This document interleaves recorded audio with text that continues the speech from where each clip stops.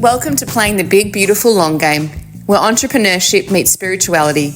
In this podcast, we explore the intersection of personal fulfillment, spiritual growth, and business success.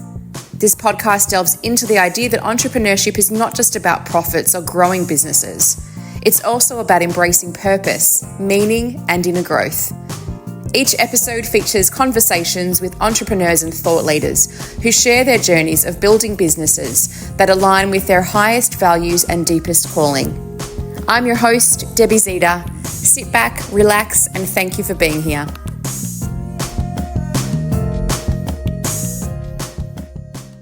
So taking a gentle deep breath, breathing in through the nose and feeling the stomach expand as you do so. Slight pause as you exhale out through the mouth, just letting everything go. And again, in your own time, my voice as a guide only, gentle deep breath, breathing in through the nose and feeling the stomach expand as you do so. Slight pause as you exhale out through the mouth, just letting everything go. And as you are, Alice, gently touching the heart center as we smile sweetly, freely, more completely, and more continuously to your beautiful heart until there is only peace, love, and joy. And following any feelings of lightness and expansion, dropping into this space more completely. More completely, more completely, more completely, and more continuously until there is only peace, love, and joy. And let's connect our hearts to the hearts of every being everywhere in all of existence so that every being on the planet can feel peace, can feel love, can feel joy. And calling in our soul-aligned listeners and watchers on YouTube so that we can share today the right stories and words, have access to the right memories and information that speaks directly to the heart and soul of our watchers and listeners. And from this beautiful space, just grounding everyone, feeling your feet on the ground and dropping the body weight to the chair and the floor beneath you. If your eyes are still closed, go ahead and open them. And I just felt guided to actually record this, which I do for most of my guests just before I hit record. And I do this practice every day, and it's part of everything I do. So welcoming beautiful Alice into this space. Thank you for allowing me to record that. Yeah, my pleasure. Thank you so much for having me, and how beautiful to start a podcast or yeah, I've never done that before with somebody like hosting. That was beautiful. So thank you. It's part of my journey, and I found it quite by accident, but I spent 10 years learning and understanding the spiritual heart, and it was something that saved me at that time. And then now everything I do, I do from that space. So it's very, very special and very sacred. So beautiful, Alice, can you let us know who you are and what it is that you do? Well, hello to your listeners, and thank you so much for having me. My name is Alice Dartnell, and I'm a time and energy management coach for business women, especially those business girls that have ADHD, just helping them have more structure, more clarity, and just, yeah, creating a business that they love with freedom, flexibility, and flow. I love it so much. And you have to share with us your beautiful accent. Where are you from and where are you currently based? This is like always confusing for people, and they're like, where in the world are you? So I'm originally from Kent, just outside of London, but I spent over 10 years in London, so I just say I'm a Londoner, and everyone's like, oh my god, it's like such a London accent, but technically is Kent. But I'm all over the world, actually, to be honest. So I've just got back from being in Cambodia accidentally for the last couple of years, where I also was in Thailand and Bali. I'm back in the UK for the summer, and then I'll be moving to Koh Samui for a few months before then moving to Bali. So I'm actually here and everywhere, but at the moment I am in the UK. But it's so funny that you say about the accent, because people, if you've got any listeners that are from England, Yeah. they'll be listening to this accent and they'll be laughing that you called it a nice accent, because in England, this is not a nice accent. Well, I think it's anything that's like exotic or that we're not used to because I'm hanging Yeah. on your every word. And I think that we met on Insta, if that's correct. Yeah. Yeah. And I just kept going back and forth because I was like, I just love hearing her speak. So I'm going to ask more questions and just dig a bit deeper. And I just love it because I don't know anyone from London directly. So I don't get to Yeah. hear this accent. So yeah, so gorgeous. Hopefully our accent or my accent. It's funny when I travel though, people sometimes ask me if I'm either English or American. They don't think of it as an Aussie accent. I think there's a I don't know. I need to look into this more. But I think the London accent, especially like people would call like a Cockney accent, Yes. that sounds quite Aussie, because I have so many people assume, because I think I'm tanned and outdoorsy, and I think people just assume, people always ask me if I'm Aussie, and I'm like, no. But for an English person, like, we can tell the accent, but yeah, for people outside of England, no. Yeah, yeah, gorgeous. So, Alice, can you tell us all about the time management and the work that you do? You were talking about particularly helping women that have ADHD and struggle to really focus. So that sounds like that's a huge part of your coaching programs. And I think we spoke, may have been just before I hit record, or perhaps I had already hit record, but you were also talking about neuroscience as well. So tell us everything about your world and how you got started and yeah, all that juicy stuff. Well, okay, so let's start right at the beginning, lovely, like how I got started, because like any entrepreneur, it's always a journey. And I think so many of us use our past pain points to get to where we are and teach why we teach. And I've got to take us really, really far back to when I was growing up. And unfortunately, I suffered like a really dark decade where I suffered really badly with depression, self harm, low self worth, a severe eating disorder for a decade. And then when I was in my mid 20s and I started reading personal development books, started reading books like The Secret, it just absolutely changed my perspective. And I realized I've been living in victimhood for like a decade, blaming other things. And, when I get this, then I'll be happy. If anyone's been on a diet, it's that when I get to this weight, then I'll be happy. And that just like spurred the eating disorder. And this is obviously, growing up in like, the 80s, 90s, there was that whole diet culture. And, it really put me in that frame of being a victim and not being in control of life. And so when I discovered personal development, I was like, oh my God, I can change how I think. I can change me. And then I started getting into neuroplasticity and neuroscience, and I was like, oh my God, I don't have to be this way. And I kind of made a promise to myself, Deb, that I would never waste time ever again, because I felt like I'd wasted this decade. Now, that was really positive in the sense that it gave me this spur for life to be like, oh my God, let me write a bucket list, let me write a vision board. But it kind of tipped me into like obsession territory where I was like, can never waste another minute, I have to be productive. And then it kind of fueled this attachment of my self-worth to productivity. And I don't know if your listeners are going to get that, but I think it's very easy to badge our self-worth on our productivity, our output, what we're achieving, what we're ticking off. Mm-hmm. So fast forward 15 years of being aggressive with my time management. Yeah, I was great at time management. I was the queen of planning and productivity, would always, meet deadlines, juggling multiple workloads, blah, blah, blah, tick, tick, tick the box.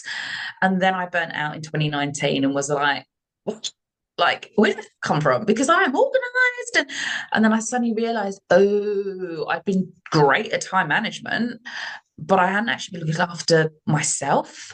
And that for me was a huge wake up call, that I was like, oh my God, time management isn't about time. It's about energy. And then that for me was like, so when I started my business in 2020, I call myself a time management coach because that's what people know and associate, but really deep down it's about that energy management, and that's what I'm passionate about. That's why I love doing what I do in my coaching programs, etc., because I take this energy led time management principle, which now I've just learned quite recently that I've got ADHD. I'm like, that's why the traditional time management didn't even work for me, and just led me to this chronic state of burnout, because it wasn't taking into factors things like my energy, my focus, my brain, all these kind of things. It just was literally this is what the clock says, this is what we do. So that's why I'm so passionate about this energy-led time management.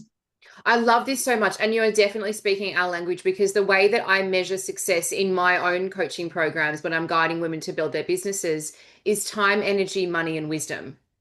So, how much time do you have? How much energy do you have? How much wisdom do you have? How much money do you have? So, yes, we need time and also money. But I learned the energy piece because I think, well, my story's been pretty horrific. I don't know how much you know about my story, and I don't want to sort of the poor listeners have probably heard it on every single podcast. But well, for context, Alice, should I share just a little snippet? Do you know much about my? Yeah, yeah. I think it's always good to share our backgrounds and Yeah. So yeah, absolutely. I'm third generation, not that I identify with this, but third generation war survivor. So came into very highly anxious, just fearful, horrible, Mm. emotionally horrible environment. Loving family, very beautiful, but just anxious all the time. And then I moved through to my 20s and 30s and had what I call, which interestingly enough, I don't know anyone else except for you, Alice, that has used that term, but I refer to it as my dark decade of the soul, where I lost my mum when I was pregnant. My son really needed everything from me, as many children do. And then I lost three friends to cancer. I was in an abusive relationship. He also passed away, and Nana passed away. It was my world just kept spinning and spiraling. And I pretty much had every day of wanting to end my life. Like that was just normal for me, very much in Yeah. victimization. And then it all came to a head 3.5 years ago, where I came to the realization that I've actually been through childhood sexual abuse when I was very little, from 3, 4, 5 to 6. And so that's Mm. my perception of love, warped my perception of healthy attachment, and had led to my daily panic attacks and the suicidal ideation because that part of me didn't want to be alive anymore, as you can understand. So Yeah. that's my kind of, I guess, whole journey into understanding myself and why I created the Six Selves and built my business and everything else. And so for me, understanding energy is paramount to being able to thrive and being able to move through the world because I've had to really listen to my body. I've had to listen to my intuition. Even just tonight, I booked in to go to Pilates, which I go 3 times a week. And I just, for whatever reason, recording lots of podcasts, it's hot upstairs. My hubby just came back from traveling. I just feel tired today. And I said to him, I'm canceling Pilates. Like, I've got the time, but my body's like, no, go to the couch, have a cup of tea, go to bed early, end of Yeah. story. And I Yeah. wasn't Yeah. able to read my body before I understood all of these things. So I so appreciate you sharing what you're sharing, allowing me to share what I just shared, and inviting our listeners and watchers to be able to say, actually, it's okay to listen to your body and know what it is that you need. So maybe over to you again. Let's find out. Can you share with us, and I'm sure you can, how can people start to understand, yes, we need time. Like, yes, you need to be productive and know, maybe there's themes in the day that you have, or there's blocks of times that you're doing different things. But then also that energy piece. Like, for example, what can you do if you have a full recording day of podcasts like I did that you have to get to? You've got admin to do, you've got your exercises. How can you start to piece through time and energy so by the end of that day and that week, you feel like, good job, well done? Yeah. Oh my God. So I love that so much that you're just saying there. I'm like nodding along because for me, it is about that awareness. And I think that was the missing piece for me pre-burnout is actually I probably was aware, but I just was ignoring it. I call it like the canaries. And I always say to my clients, like, what are your canaries? Listen up for your canaries, like a canary diner of mine. It's giving you a warning, but we often ignore it. Like how many of us, especially women, are ignoring those canaries that are shouting out to us to slow down, not say yes, stop being a people pleaser, don't be a perfectionist because we're just over cramming and overloading our diaries and schedules and our mind and our energy. So I love the fact that you're like, do you know what? No, I'm tired. Like, no to Pilates because I think traditional time management is like, well, it's in the schedule. You've got the time. And But yeah. yeah, you've got to do, yeah. Or it will be like, um, you know, well, that's the right thing to do, like go to Pilates 3 times a week. It's the right thing to do if you're a healthy person. But actually, no, the right thing for you might just be to flop on the sofa tonight. So yeah, I'm very big on like listen to your body and have that awareness. And one of the big questions I often get from people is like, well, how do I know the difference between am I making an excuse, like I'll cancel Pilates, or no, legit, like my body needs to rest. And I always say to my clients, you will know by listening to your body. Because if your brain is going, oh, I'm going to sack off Pilates because I can't be asked, that's probably an excuse. But if you're tuning into your body and going, oh my God, I feel exhausted, I need to rest, listen to that.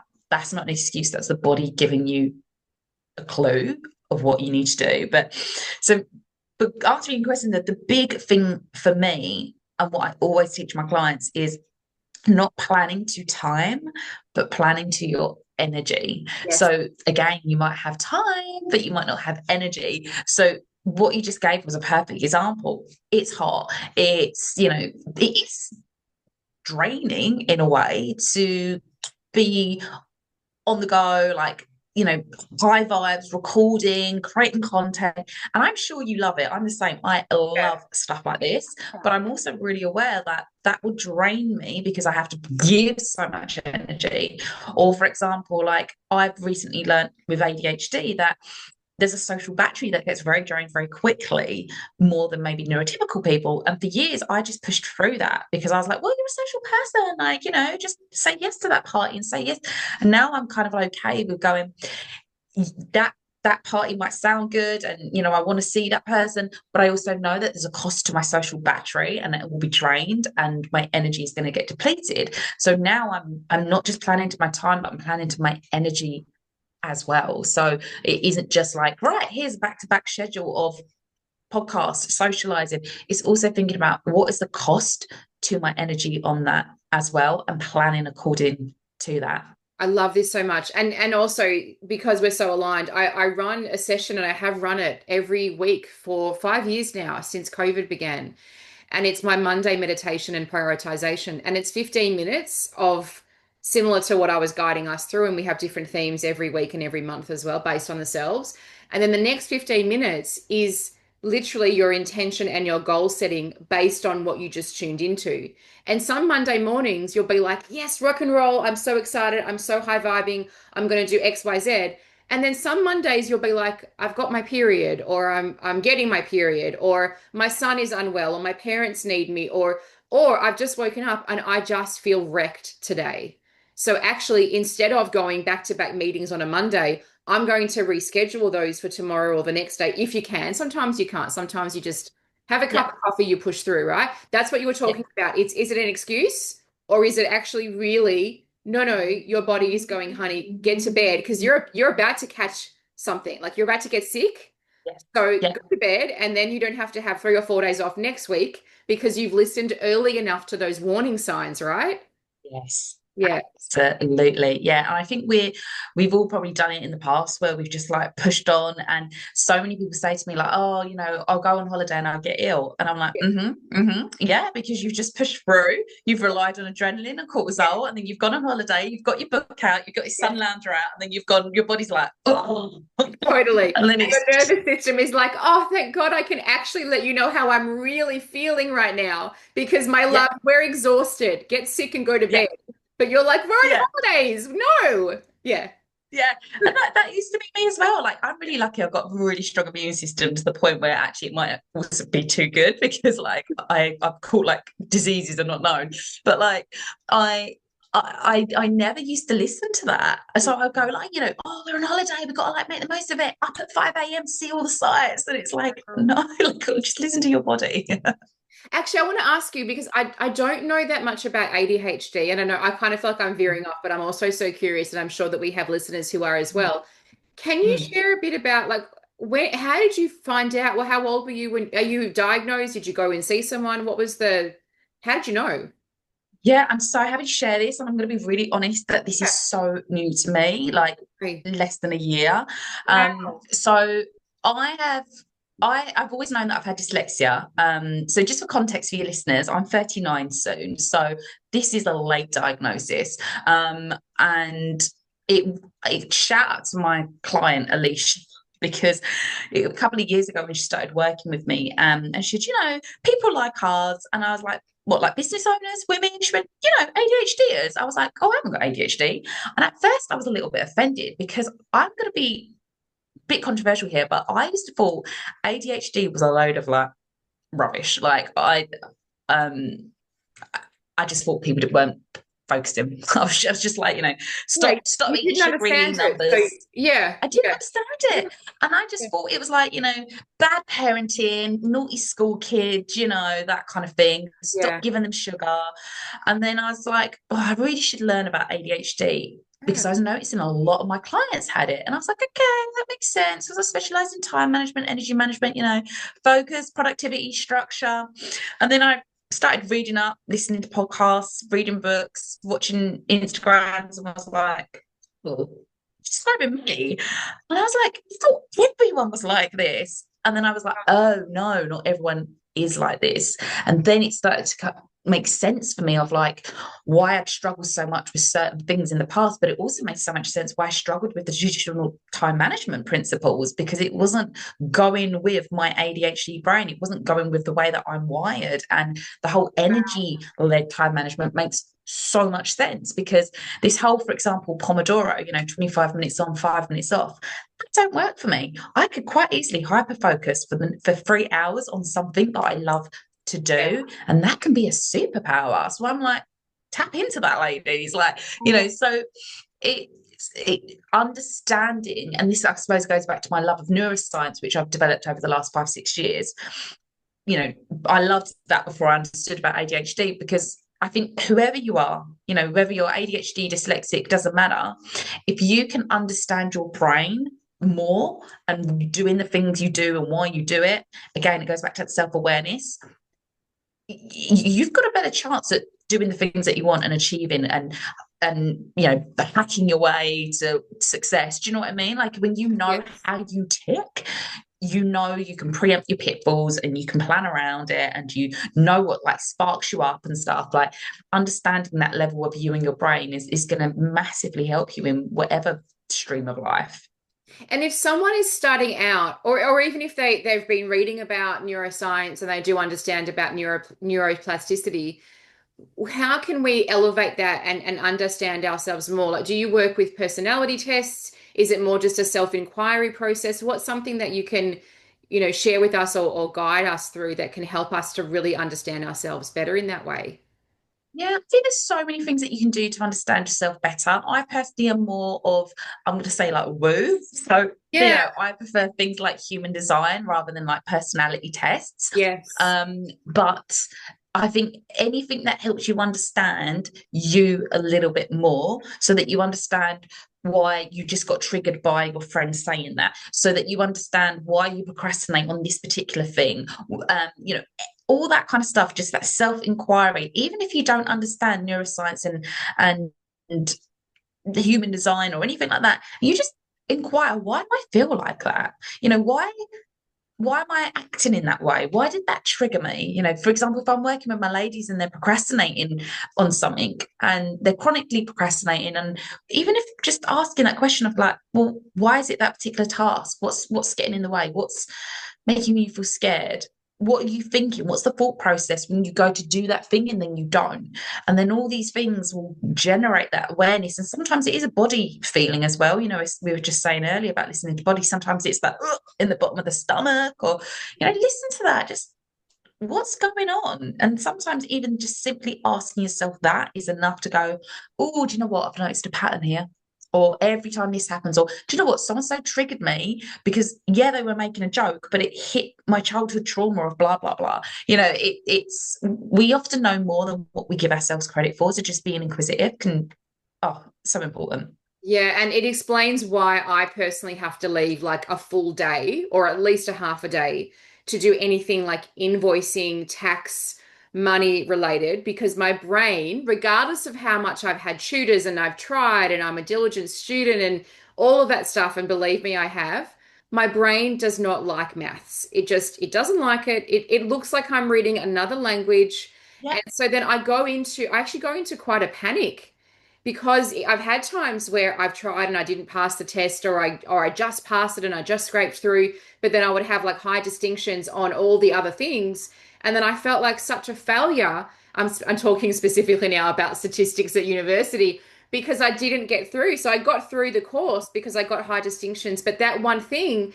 and I'm talking 20 years ago, I'm going to be 45, but it still impacts me. And so I know I have to go slow, phone is off, have a cup of coffee, and give myself, as Yeah. I say, half a day, a full day.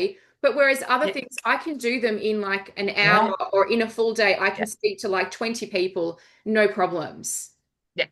And I think that's a really key thing that you've hit there is like, I think it's really easy for us to compare ourselves to others. And that was my problem when I was younger, is I was always comparing myself to the next person. And I think it's really, really easy to do as well, especially when you've got a business, because you're always looking like at the people before you, people only share the good shit on social media, let's be honest. And I used to beat myself up so bad because I couldn't do things like other people. And again, learning about ADHD, it's like there's some superpowers that go with ADHD. So I'm going to capitalize on that. But there are also some things that feel so difficult and heavy for me compared to, say, someone with a normal, neurotypical brain. And I used to beat myself up for that before I understood what ADHD was. And now I'm like, oh, that's just because this is the way that I'm wired. And again, it's that self-awareness. But that doesn't mean I make an excuse, but it just means that I understand, okay, I need to put this safety net in place, or I need to give myself a whole day to do this thing because I know that I can't bash it out in 20 minutes. It's just, and then we can find these workarounds. We can find these safety nets to help us do the thing we need to do. Yeah, and I can see, like, I'm looking back to my old self and seeing all those years when it felt too hard and I would just avoid everything. Yes. Whereas if you actually That's are me. brave enough to, yeah, you as well. Maybe some of that I'm was also avoidant. just kind of aging, and I learned that that doesn't work Yeah. at all. I don't know, but Yeah. like how great to have someone like you, to have a coach, to have a mentor, to just go like, here's my basket of shit, basically. I'm so overwhelmed. I don't want to avoid this anymore. Can you help me to unpack all of that? And then once you do that, and which is, I'm guessing, part of what you do is you demystify all of that, and you Yeah. reveal what their patterns are. You show them the practical tools for them to use to be able to become more productive, read into their body, understand mind body awareness, and then make decisions based on those things, that those pieces of information. Yeah, Yeah, absolutely. Yeah. so good. Can you walk us through the early stages of your entrepreneurial journey, and like what made you make that decision to actually go, I'm in business now? Oh my God. Right. My journey. Oh, this is a roller coaster. Probably like, yeah, I think we only see the good stuff on social media, right? But I'm always up for like sharing the real honest side of stuff. So I always knew that I was going to start my own business. I don't know why. I don't come from a family of like business owners or anything like that. But I just always had this dream that I would have my own business. I just wasn't sure what. And again, it's like using your pain for power, isn't it? It's like, we often use the thing that hurt us for like the thing that we're now going to help someone else with. And for me, I never knew what I wanted to do, but because I knew that I wanted to help people, but I didn't want to help people in the traditional sense of being a nurse or a doctor. So I was like, right, it's got to help people because I've experienced this dark decade and I don't want other people to go through it. But I also knew that I didn't want to do counseling, therapy, or anything like that. So always had this in the back of my mind, did the corporate thing, university, corporate, blah, blah, blah. And in 2016, so it's just like almost 10 years ago now, at the time I was married, and my ex-husband, he was military. And he'd been away for ages, so I actually moved in with my nan. So I was living with my nan, and this sounds really awful, but I just wanted a weekend of doing something out the house. And this book said it's a 2 day. So it was all about the algorithm. It was a 2 day coaching experience in London, and it was free. And I was like, no idea what coaching is, but yeah, sounds great. I'm into personal development. Obviously, I'm on my journey of self-discovery. And it was I remember so clearly this day because my dad was actually over in England as well. He lives abroad. And I, my car broke down, so I couldn't get to the station. But I was like, no, I have to get to this event. And I think normally with a free event, you just like sack it off if your car broke down. But I was like, no, I've got to get to this event. And then anyway, I went to this 2 day event, and it was like, it sounds cheesy, but it was like a light bulb went off or a penny dropped. And I was like, oh, coaching, this is it. And I remember coming home to my nan, being like, Nan, I'm going to retrain, I'm going to become a coach. And she was just like, a what? It's like 10 years ago. I don't think it was a very popular word. I think people just thought like sports coaching. And I she was was like, going to oh, say, but sometimes I still think of like a soccer coach. Like, what do you mean, yeah, coach? yeah. Yeah. But she was a bit like, oh, like tennis? You don't play tennis? I was like, that's random why you thought that, but okay. So anyway, I then joined this diploma. I'm doing the coaching studies on the side, still got my corporate job. And probably like a lot of people, it took me forever. I was, consumed with a day job. I was procrastinated, pushed it aside, do it tomorrow, there's no deadline.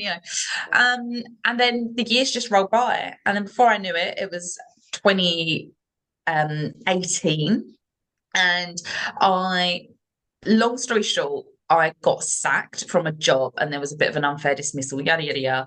And I wasn't meant to talk about it. And I basically just overnight just got dropped from the corporate world. It was life shattering. I was just like, oh my God. So I had to regroup and was like, right, what do I do next? And my life plan was to set up my business in a few years. But everyone kept saying, well, just start it now. Just start a business now. Which in hindsight, I'm like, it's not actually that easy to start a business. I should have probably not just like overnight just gone, I'm going to start a business from scratch with no money in the bank and just like, right. But your path is your path. Yeah. So 2019, I'm like, right, we are going to get this business off the ground. Yeah. I haven't even finished the coaching diploma, but I'm like, right, we're going to do it. And then that's when the burnout struck. And I had to make a really hard decision because I literally had just built this website and blah, blah, blah, got my business cards, all the things that I thought you needed to do when you start a business, but turn out are rubbish. But I had to make a really hard call because I was like, I think I'm going through burnout. And at the time, I Can didn't I ask realize you, how did how you bad know it was. what were your signs of burnout? Exhausted? Well, yeah, what were your signs? The awareness thing, because now I say it out loud, I'm like, oh my God, it's so frigging obvious. But at Yeah. the time, I genuinely did not see it coming. Yeah. Like, I actually fell asleep at the wheel and Yeah. didn't go, do you know what, Alice? Maybe you should sleep. Yeah. Like, I was Yeah. living off 5 hours sleep a night. And it just didn't occur to me, my anxiety, my IBS, me always being ratty and on edge. Um,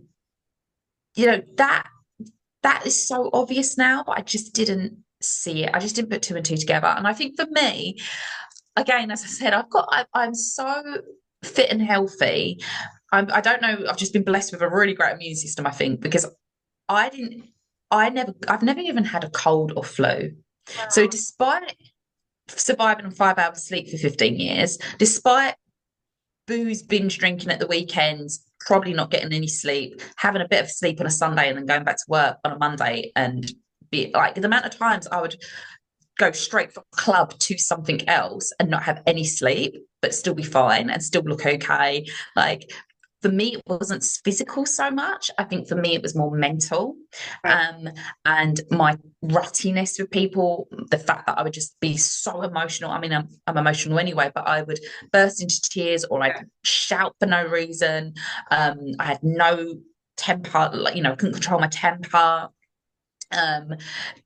Just paranoia, all these kind of things. I think for me, it was more mental. And that's probably why I didn't realize, because if I'd constantly gone down with colds or, I think it would have been more obvious. Yeah. So I think for me, I always say to people, like, please have that awareness of yourself.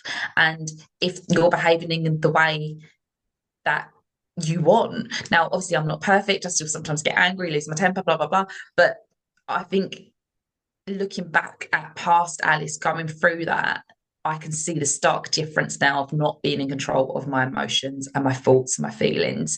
And that was a clear sign that I was literally burning myself out. Yeah. And I think Yeah. it's so important and that's why I ask those questions because but to me, it's obvious for myself or even when I'm speaking to people, but it's because I've been working in human behavior for 25 years.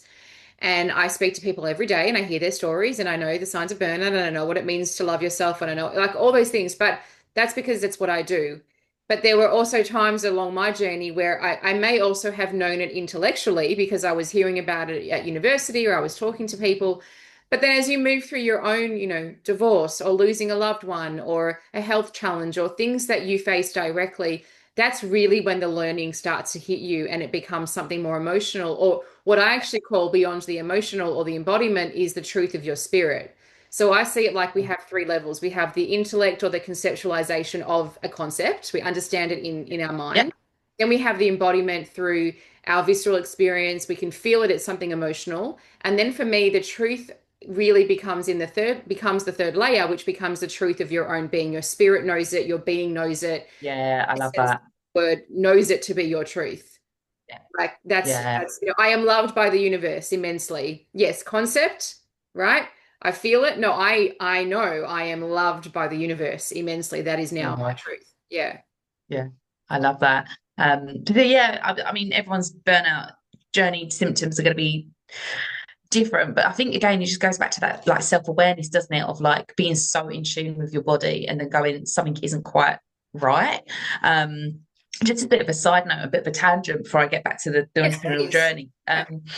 The So a couple of years ago, I contracted typhoid when I was living in Cambodia, and I didn't know for 3 or 4 months that I had this life-threatening disease. I was going kickboxing and I was just like normal. And I was complaining that sometimes I was a little bit tired, but it's also like 40-degree heat. But it actually took my dad, the outside perspective, to go, you don't seem 100% you. Like, you seem a lot more tired than normal. You're complaining about this, that, and the other. He was like, I think we should go get you checked out. Like, your tummy's always bloated. He was like, maybe you've got a parasite, which is so easy to pick up parasites when you're in those kind of dirty Yes. countries. And I was like, no, I'm fine. I'm fine. And then my dad convinced me to have a blood test. And unfortunately, the blood test came back saying I had a parasite. But then he took it to somebody else. And that's when, thank God, the doctor picked up on the fact that actually I had typhoid. Wow. Now, my point to that is I like to think that nowadays I am so self-aware that I wouldn't miss something. But even I, a couple of years ago, I had a tropical disease, and it took someone else, my dad, with an outside perspective to go, you don't seem quite you, like, let's go get it checked out. So again, it goes back to like listening to your body, having that awareness, and just knowing what is right for you. Because on the outside, I was going kickboxing and I was in the best shape I've ever been in. I looked great. Nobody suspected a thing. Most people that get typhoid will literally within 24 hours be on the floor, DMV on a drip in hospital. And there I am, just like carrying on and going to the gym and lifting, and it's crazy. So I think that level of self-awareness, and just really, because actually now I look back on that and I go, oh, do you know what, he was right. I was complaining that I was tired more than what I did normally, or for the heat levels, or and now I can see it. Now I can see those little dots and connect them and go, oh, do you know what, yeah, I had headaches and I never have headaches. So now I can see it. But yeah, I think that awareness bit is so important. So yeah, sorry, a bit of a side tangent there, but just so important on the awareness part. How lucky for you. I didn't have this in my life. I remember going through very severe postnatal depression. I want to say for a year, but I think I was probably in PND for about 10 years, which is part of why I call it the dark decade, because my mum was my best friend. And when she transitioned so suddenly, and I was trying to breastfeed, and my son's also not neurotypical, so he's neurodiverse as well. And I knew that, but I didn't know it, if you know what I mean. And so we had issues with breastfeeding and just all sorts of things. And I didn't sleep for a good part of Yeah, 6 years. For more than 4 or 5 hours, he would wake me every yeah, 45 minutes. And for whatever reason, not that my ex-husband at the time wasn't a kind person and his family weren't, that they were lovely, but the emphasis was on my son. And I really didn't have anyone that was like, hey, babe, are you okay? yeah, And so, how lucky for you that you did have your yeah, dad there. My different journey, my soul chose all of those. I believe we're co-creators. So, my soul chose that experience to be able to then ultimately find my heart, which is what the practice is. And it led me on a yeah, pilgrimage to understanding self. It was part of how I developed my framework, and it's what I'm here to do. So, I see my journey and everything and all the people in it and the players and the times I was ignored and everything else as such a blessing. But I don't wish that for people, because what I've had to endure is tremendously, tremendously hard. And yeah, if you have the support of family and friends or a partner who can see you and go, hey, my love, are you okay? Or a father or someone, yeah, hey, something's not right, to also listen to that too. yeah, The other thing I'm reminded of is I listened to a podcast a few years ago from a medical professional talking about women going to the doctor and often going Mm. before work or after work and going with like a full face of makeup. And I wear makeup. I don't wear much makeup, but I do still wear Yeah. makeup. And I think most women, many women do. And she was talking about when you go to your doctor, please don't wear makeup. Let them actually see the circles under your eyes. Let them actually see the pigmentation of your skin. Let them see you because all of those things are actually indicators of what's happening in your digestion and everything else. It's nothing wild. In fact, now these days, if we look at Eastern medicine, we know we can read the tongue, we can read the eyes, we can read, everything. So why wouldn't a Western medical doctor be able to see from your skin how you're, Yeah. processing Yeah. the world around you, so to speak? So yeah, Yeah. amazing. I know we digress, but I always feel like there's a reason why things come up and there's listeners, Yeah. there's always like why there's a reason why we're talking about these things today. Yeah. Yeah. Yeah, Just yeah, absolutely. But yeah, so 2019 was the burnout, and that was a really difficult decision. If anyone's been in that predicament where they've got to make a choice between their health and their goal, always go for your health. Because I had to make that decision where I was like, I've just literally burnt my bridges with the corporate world. There's no going back. And now I've got to make a decision. Do I push on with the goal of setting up the business, or do I actually stop and slow down, recalibrate? yeah. Because I've hit burnout. Now at the time I didn't really accept it was burnout, and I kept saying to people like, "Oh, I've nearly burnt out." In hindsight, I was full on the floor. So if I could relive that experience, I would just take a complete month off, go sit on a beach, and just get my nervous system back in check. And I think I would have recovered so much quicker. But mortgages in London are very expensive. Tricky, And right? unfortunately, it was also the year that I had 12 weddings in something, no, 6 weddings in 12 months, three of which I was bridesmaid for.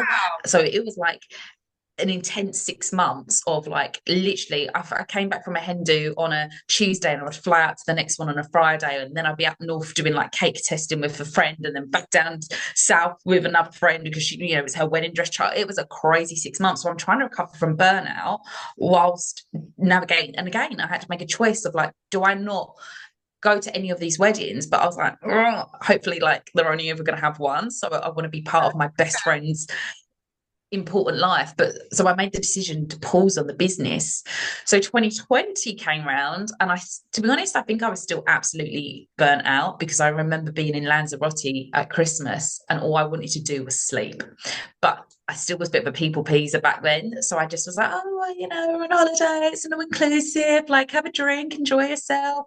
Whereas really it's like, it's 8 p.m. and I want to go to bed, but we learn these things, right? So 2020, I go to start the business again. Mid-March, I just got back from Mexico. I was like, right, we're going to start the business. I'd gone to Mexico for a couple of weeks to like give myself some space and think about what I wanted in my life, the business, etc. Write myself a business plan, all the things you're meant to. And we literally landed, and then 2 days later, that England went into lockdown, and I was like, oh, what is going on?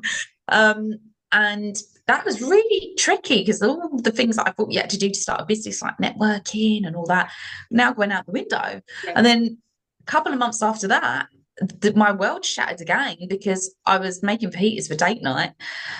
My now ex-husband, he walked in and just said, I want a divorce. And I was like, whoops. Wow. And yeah, the first few years in my business have been an absolute roller coaster from a personal front, from the lockdown to my ex walking out. I didn't know if he was coming back or not. He had to go find himself. Then it transpired into like him having an affair. Then we got a divorce. Then I went to go travel. And I took a year off my business because, again, I still was serving my clients, but not sort of actively growing it. And I was like, I just want this year after my divorce for me, because this will be time that I never get back. So I'm going to tick some things off the bucket list, like travel South America, go to go to Spain, learn Spanish, that kind of thing. And then I got back from that a year after the divorce. So it would have been March, April 2023. So a couple of years ago at the time I'm recording this. And that's when I was like, right, I'm going to head to Bali because I feel like that's where the digital nomads and the hot men are going to be. So let's go to Bali. And on my way to Bali, I went to see my parents in Cambodia for a couple of months, and 2 months turned into 3, which then turned into 4. And then I got struck down with the typhoid, and my mum's sister was dying, and my mum had to go look after her. And it was just personal drama after personal drama.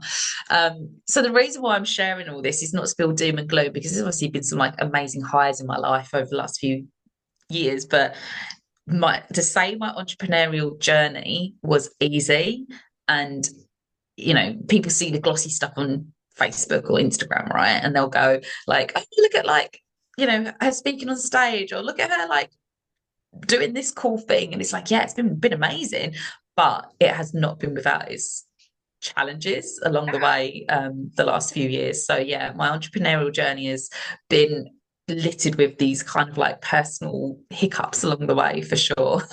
Yeah, thank you so much for sharing that with us. That's massive. And what I've learned from, running the podcast and all the different sessions and programs and things is I think we all have such a story that we've been through with our entrepreneurial journey. And I don't think it comes easy for anyone. I certainly think there are some who have more challenges for whatever reason. It's just part of how it is. But I think what keeps us going is that entrepreneurial spirit is real.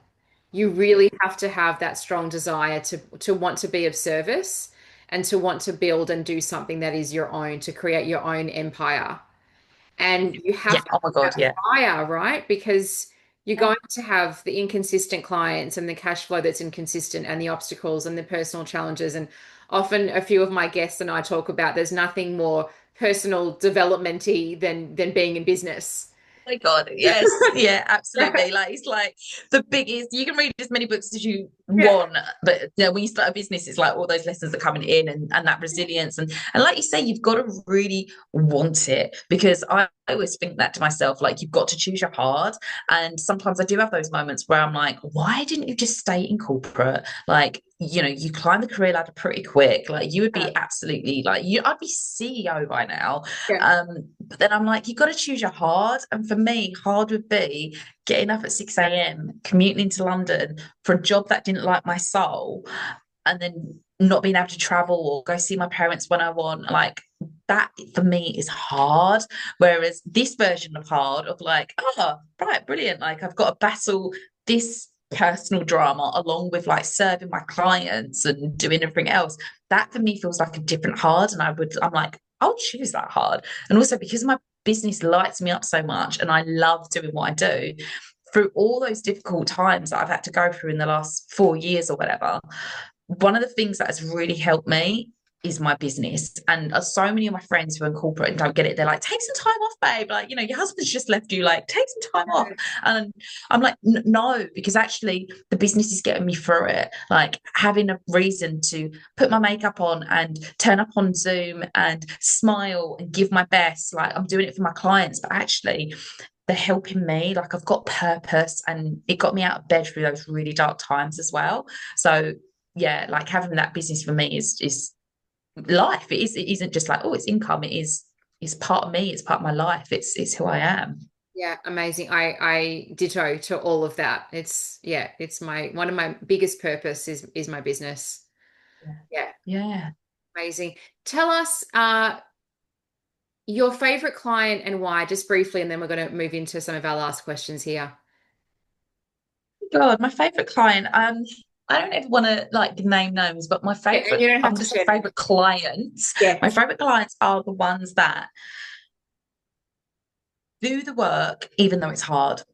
Like what we've just said, like the ones that it's not about being perfect. It's coming to me with your dirty laundry. It's coming to me with your problems. It's coming to me with your shit and being like, here's my basket. Like, oh, help me sort through it. But when I help you sort through it, you go off and then do it. You don't come back to me next week and go, oh, well, insert excuse. And yeah, challenges come up. So come to me and say, this challenge reared its ugly head. Help me tackle it. I'm here. I'm going to hold your hand and we're going to slay that beast together. But it's that kind of tenacity, it's that resourcefulness, that's resilience. It's like they're my favorite clients to work with for sure. Yeah, amazing. Beautiful. Alice, can you share with us what self is your favorite and why? And I'm referring now to the framework that you can see behind us on the banner. God, I think for me, it's a bit of a blend, actually, the spiritual self and the emotional self. And I think it is because of all the lessons that I have had to learn over the last 5 plus, 10 plus years, going through that dark decade, learning about personal development and realizing that there is this mind body connection, mind body soul connection. And, to have that self awareness. And I think to have that self awareness, you have to be in tune with yourself emotionally and spiritually. So for me, the spiritual self and the emotional self is, yeah, so important. Beautifully said. And lucky last question, what advice do you have for others who are creating a business that serves both the world and their heart? Oh, I think it goes back to this energy management thing, because it's so easy to overgive. So I know I've just literally said, like, the business almost like saved me during my dark times with like the divorce and the typhoid and stuff like that, because it gave me purpose and I've got such a passion for it. But I also know, working with my clients, the majority who are in that service industry or the heart-led leaders, they're the ones that overgive, and they're the ones that want to give more, and they're the ones that can't say no. And it's not necessarily from a people pleasing perspective, but just because you've got the heart of gold and you want to just keep giving and giving, but you just got to be really careful that you don't overgive, because then you get to that point of burnout, right? So just make sure, my advice would be, like, just make sure that you are listening to you, looking after yourself, the energy aspect. So it's not just about time management, but it's about energy-led time management, because you are, like you say, sitting on the couch with a tea to top up your batteries or whatever. So yeah, just please make sure you're looking after you as well. Beautiful. I love that advice. That is fantastic. Alice, thank you so much for joining us. We so appreciate you. Thank you, thank you, thank you. Oh, thank you so much for having me, guys. I've loved it. The information provided on this podcast is for informational and educational purposes only and should not be considered medical, health, or financial advice. Always consult with a qualified health professional or financial advisor before making any decisions related to your personal health or finances.